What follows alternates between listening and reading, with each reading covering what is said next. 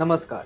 नरेंद्र मोदी की अगुवाई वाली सरकार के तीसरे कार्यकाल का पहला बजट वित्त मंत्री निर्मला सीतारमण कल यानी 23 जुलाई को पेश करेंगे। इसे केंद्रीय बजट कहा जाता है। क्या आपको पता है कि केंद्रीय बजट के एक दिन पहले यानी आज 22 जुलाई को इकोनॉमिक सर्वे संसद में पेश किया जाना है। आइए आपको बताते हैं क्या होता है इकोनॉमिक सर्वे।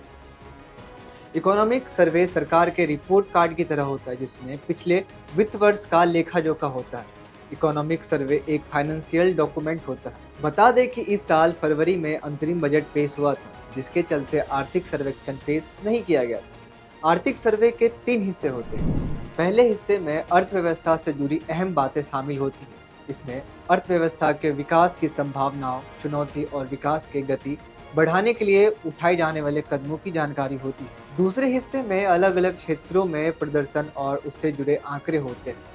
तीसरे हिस्से में रोजगार, महंगाई, आयात निर्यात, बेरोजगारी और उत्पादन जैसे दूसरे अहम जानकारियां होती हैं। आइए आपको बताते हैं कौन तैयार करता है इकोनॉमिक सर्वे। आर्थिक सर्वे रिलीज करने से पहले वित्त मंत्री की मंजूरी लेनी होती है। फिर आर्थिक सर्वे वित्त मंत्री के जरिए संसद में पेश किया जाता है।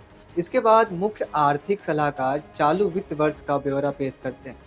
वित्त मंत्रालय के आर्थिक मामलों की इकोनॉमिक डिवीजन इकोनॉमिक सर्वे को मुख्य आर्थिक सलाहकार की देखरेख में तैयार करती है। चलिए आपको बताते हैं आर्थिक सर्वे का इतिहास क्या है। पहला आर्थिक सर्वे 1950-51 में पेश हुआ था, लेकिन साल 1964 में इसे बजट से एक दिन पहले पेश करने की परंपरा बनाई गई थी। इससे जनता को न केवल अर्थव्यवस्था की सही स्थिति का पता चलता है, बल्कि कई चुनौतियों के बारे में भी सरकार बताती है और उन्हें दूर करने के बारे में भी सर्वे में जिक्र मिलता है। सर्वे में आम जनता को महंगाई, बेरोजगारी के आंकड़े तो मिलते ही हैं, निवेश, बचत और खर्च करने का भी आइडिया मिल जाता है।